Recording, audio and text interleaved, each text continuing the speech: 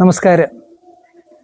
50 വർഷങ്ങൾക്ക് മുമ്പ് ഒരു അമേരിക്കൻ എഞ്ചിനീയർ കണ്ടുപിടിച്ച ഒരു ഇലക്ട്രോണിക്സ് ഉപകരണം ഇന്ന് ലോകത്ത് ആകമാനം എല്ലാ ഉയർച്ചയ്ക്കും കാരണമായിട്ട് മുന്നിൽ കാണുന്ന ഒന്ന്. പക്ഷേ അതിൻ്റെ ഉപയോഗം അനവധിയാണെങ്കിലും അതിൻ്റെ ദുരുപയോഗം മനുഷ്യരാശിക്ക് ഇന്നൊരു ഭീഷണിയാണ്. ഞാൻ പറഞ്ഞു വരുന്നത് നമ്മുടെ സ്മാർട്ട് ഫോൺ, മൊബൈൽ ഫോൺ, അതായത് സെൽഫോൺ എന്നൊക്കെ നമ്മൾ വിളിക്കുന്ന ഒന്നിനെ കുറിച്ചാണ്. നമ്മുടെ ജീവിതത്തിൽ ഏറ്റവും പ്രാധാന്യം അർഹിക്കുന്ന ഒന്നാണ് മൊബൈൽ ഫോൺ. മൊബൈൽ ഫോൺ ഇല്ലാതെ നമുക്ക് ഇന്ന് സമൂഹത്തിൽ ജീവിക്കാൻ പറ്റാത്ത ഒരവസ്ഥയിലാണ്. ഇന്ന് കുഞ്ഞു കുട്ടികൾ മുതൽ എല്ലാ പ്രായക്കാരിലും ഈ മൊബൈൽ ഫോണ് അവരുടെ കൈവശം എപ്പോഴും കൊണ്ടു നടക്കുകയാണ്. നമ്മുടെ ജീവിതത്തിന് അനിവാര്യമായ, നമുക്ക് അത്യന്താപേക്ഷിതമായ, നമുക്ക് ഒഴിവാക്കാൻ പറ്റാത്ത ഒന്നായ ഈ ഉപകരണം നമ്മുടെ ജീവിതത്തിൻ്റെ ഉയർച്ചയെ ലാക്കാക്കിയാണ് മാർട്ടിൻ കൂപ്പർ എന്ന അമേരിക്കൻ എഞ്ചിനീയർ അത് കണ്ടുപിടിച്ച് നമുക്ക് തന്നത്. ഇന്ന് ആ മനുഷ്യൻ 97 വയസ്സായി. അദ്ദേഹത്തിൻ്റെ ഈ കണ്ടുപിടുത്തത്തെക്കുറിച്ച് അദ്ദേഹം പറഞ്ഞത്, മനുഷ്യരാശിയുടെ സമഗ്രമായ പുരോഗതി ലക്ഷ്യം വെച്ചാണ് ഞാൻ ഈ സ്മാർട്ട് ഫോണ് കണ്ടുപിടിച്ചത്. എന്നാൽ ഇന്ന് ജനം അത് ദുരുപയോഗം ചെയ്യുന്നതിൽ വളരെയേറെ ദുഃഖമുണ്ട് എന്നാണ് പറയുന്നത്. 97 വയസ്സുള്ള ആ മനുഷ്യൻ. ശാസ്ത്ര സാങ്കേതിക രംഗത്ത് മൊബൈൽ ഫോണിൽ നിന്ന് നമുക്ക് ഒഴിവാക്കാൻ പറ്റുന്നില്ല. എങ്കിലും അതിൻ്റെ ദുരുപയോഗത്തെക്കുറിച്ച് ഏതാനും വാക്കുകൾ പറയാനാണ് ഞാൻ ആഗ്രഹിക്കുന്നത്. എൻ്റെ ഈ കഴിഞ്ഞ കാല അനുഭവങ്ങൾ വെച്ച് പല കുട്ടികളുമായി സംവദിച്ചതിൻ്റെ ഫലമായിട്ട് എനിക്ക് കിട്ടിയ കുറേ ഫീഡ്ബാക്കുകളാണ് ഞാൻ വിചിന്തനത്തിനായിട്ട് തരുന്നത്. കുട്ടികൾ ഇന്ന് വെറും ചെറുപ്രായം മുതൽ കോളേജിൽ, അതിനപ്പുറം തൊഴിൽ മേഖലകളിൽ എല്ലാവരും ഇന്ന് നമ്മൾ മൊബൈൽ ഫോൺ ഉപയോഗിക്കുകയാണ്. ഈ കുട്ടികൾ എൻ്റെ അടുത്ത് സംസാരിക്കുമ്പോൾ അവർ പറയുന്നത്, എനിക്ക് മൊബൈൽ അഡിക്ഷൻ ഇല്ല എന്നാണ്, പക്ഷേ എനിക്ക് മൊബൈലെ ഒഴിവാക്കാൻ പറ്റുന്നില്ല. മൊബൈൽ അഡിക്ഷൻ ഇല്ല എന്നാണ് എല്ലാവരും പറയുന്നത്, പക്ഷേ അവർക്ക് മൊബൈൽ ഒഴിവാക്കുവാനായിട്ട് സാധിക്കുന്നില്ല. നമുക്കറിയാം, നമ്മുടെ ശരീരത്തിലെ ഏറ്റവും പ്രധാനപ്പെട്ട അവയവമാണ് ബ്രെയിൻ. 2ാം സ്ഥാനമേ ഉള്ളൂ നമ്മുടെ ഹൃദയത്തിന്. ഈ ബ്രെയിനിൽ നിന്നാണ് ഈ അഡിക്ഷൻ ഉണ്ടാകുന്നത്. എല്ലാ അഡിക്ഷനുകളും നമ്മുടെ ബ്രെയിനുമായിട്ട് ബന്ധപ്പെട്ടാണ്. 38 ബില്യൺ ന്യൂറോണുകളാണ് നമ്മുടെ ബ്രെയിനിലുള്ളത്. അതായത് ഈ ന്യൂറോണുകളുടെ പ്രവർത്തനങ്ങൾ നിലച്ചു പോയാൽ നമുക്ക് നമ്മുടെ ജീവിതത്തിന് വലിയ ആഘാതമാണ് ഉണ്ടാകുന്നത്. ഇതിനെക്കുറിച്ചൊന്നും ആരും ചിന്തിക്കുന്നില്ല.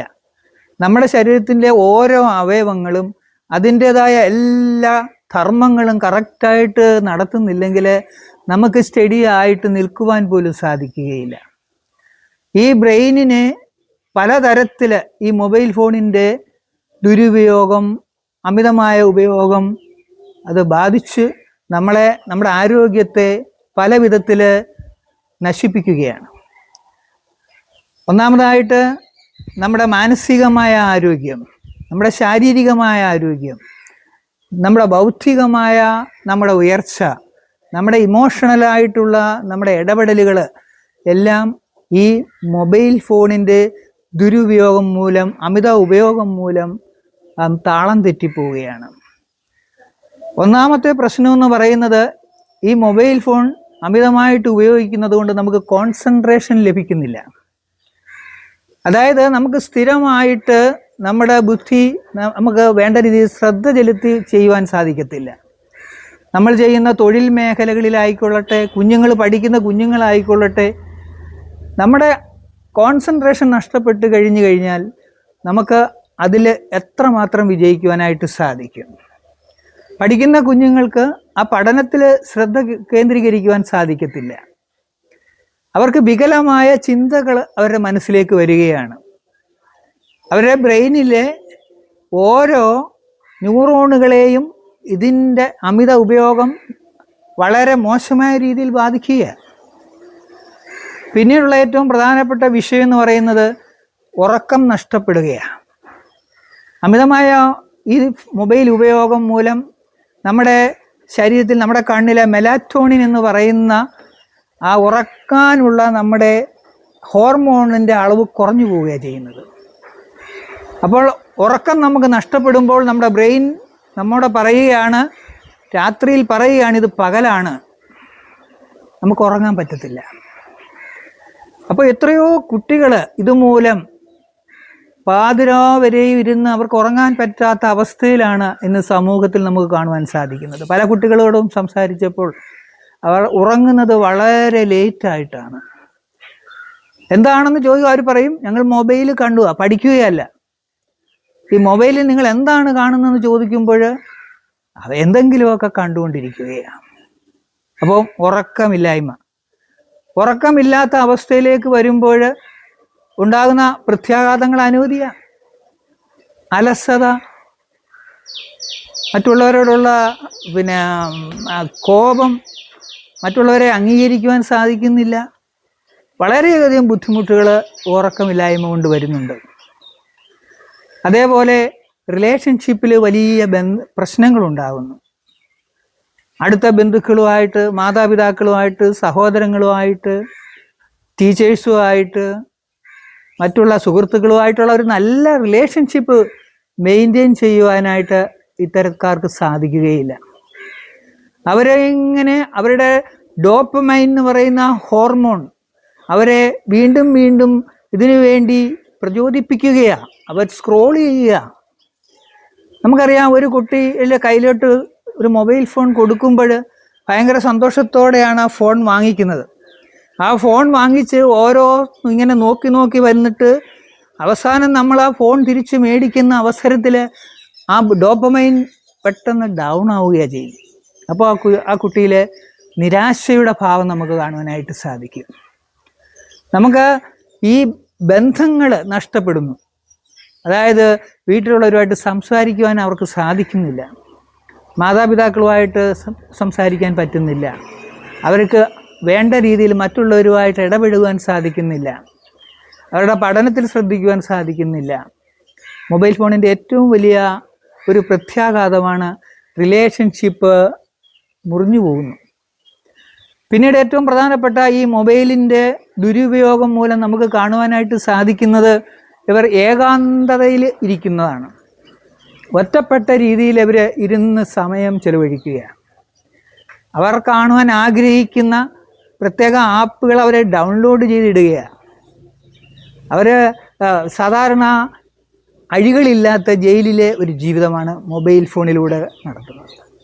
അഴികളില്ലാത്ത ഈ ജയിലെന്ന് പറയുമ്പോൾ അവർക്ക് മറ്റൊരു സമൂഹമായിട്ടോ മറ്റു ആൾക്കാരുമായിട്ടോ യാതൊരു ബന്ധവുമില്ലാതെ ഒരു ജയിലിൽ ജീവിക്കുക എന്ന ഒരു അനുഭൂതി. നമ്മൾ ചിന്തിക്കണം, ഇതിൻ്റെ പ്രത്യാഘാതങ്ങൾ എത്രമാത്രം വലുതാണ്. അതേപോലെ ജീവിതത്തിൻ്റെ ധാരാളം പ്രശ്നങ്ങൾ, ദൂഷ്യഫലങ്ങൾ ഉണ്ട്. ക്യാൻസർ പോലെയുള്ള രോഗങ്ങൾ വരാൻ സാധ്യതയില്ല എന്നാണ് വിദഗ്ധർ പറയുന്നെങ്കിലും ഈ ബ്രെയിനിലെ കോശങ്ങളെ നശിപ്പിക്കുവാനുള്ള പവർ ഇലക്ട്രോ മാഗ്നറ്റിക് റേഡിയേഷൻ ഈ മൊബൈലിൽ നിന്ന് വരുന്ന ആ ഒരു വികിരണ ശക്തി കൊണ്ട് സാധ്യമാവുന്നു. നമുക്കറിയാം, ഈ ഇലക്ട്രോ മാഗ്നറ്റിക് റേഡിയേഷൻ എന്ന് പറയുമ്പോൾ അത് നമ്മളെ ഏത് വലിയ മുറിക്കുള്ളിലാണെങ്കിലും കോട്ടയ്ക്കുള്ളിലാണെങ്കിലും ഈ റേഡിയേഷൻ അവിടേക്ക് കടന്നു വരിക. എത്രമാത്രം ശക്തിയാണ്! നമ്മുടെ ശരീരത്തിലേക്ക് അത് തുളച്ചു കയറുകയാണ്.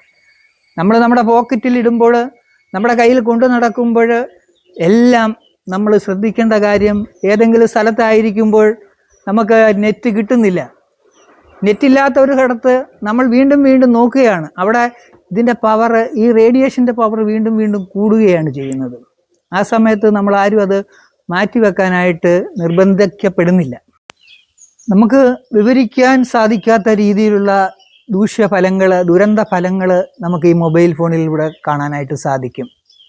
ഇതിനെക്കുറിച്ച് കൂടുതൽ ശാസ്ത്രീയമായിട്ട് അതിൻ്റെ അഗാധങ്ങളിലേക്ക് പോകുവാൻ ഞാൻ ആഗ്രഹിക്കുന്നില്ല. നിങ്ങൾക്കത് പഠിക്കാവുന്നതേ ഉള്ളൂ. നമ്മൾ കുഞ്ഞുങ്ങളിൽ നിന്ന് ഈ മൊബൈല് മാറ്റി വയ്ക്കുവാനായിട്ട്, അവരെ അതിൽ നിന്ന് പുറകോട്ട് കൊണ്ടുവരുവാനായിട്ട് എങ്ങനെ സാധിക്കും?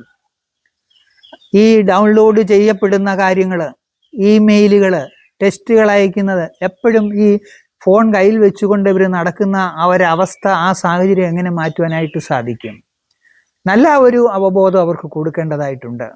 ഇങ്ങനെ പോയാൽ നിങ്ങളുടെ ഭാവി, നിങ്ങളുടെ ഫ്യൂച്ചർ വളരെയധികം പ്രയാസത്തിലേക്ക് പോകും എന്നുള്ള സത്യം അവരെ അറിയിക്കണം. അതിന് മാതാപിതാക്കളും സഹോദരങ്ങളും ഗുരുക്കന്മാരും സമൂഹവും ഇന്ന് കടപ്പെട്ടിരിക്കുന്നു. അതിന് വേണ്ട നടപടികളിൽ പ്രധാനമായിട്ട് അവർ മൊബൈൽ ഫോണിൻ്റെ ഉപയോഗം കുറച്ച് കൊണ്ടുവരിക, ഇതിൻ്റെ ദുരന്ത ഫലങ്ങൾ അവരെ പറഞ്ഞു മനസ്സിലാക്കുക. അവരുടെ ബ്രെയിനിൽ ഇപ്പോൾ അത് താങ്ങുവാൻ പറ്റുന്നില്ല. നിങ്ങൾ കുറച്ചും കൂടി പ്രായമാവുമ്പോൾ നിങ്ങൾക്ക് ഇതിലേക്ക് കൂടുതലായിട്ട് മൊബൈൽ ഫോൺ ഉപയോഗിക്കാമെന്ന് അവരെ പറഞ്ഞ് മനസ്സിലാക്കുവാനായിട്ട് മാത്രമേ ഇപ്പോൾ സാധിക്കുകയുള്ളൂ. അതിനുവേണ്ടി നമ്മൾ മുൻകൈ എടുക്കണം.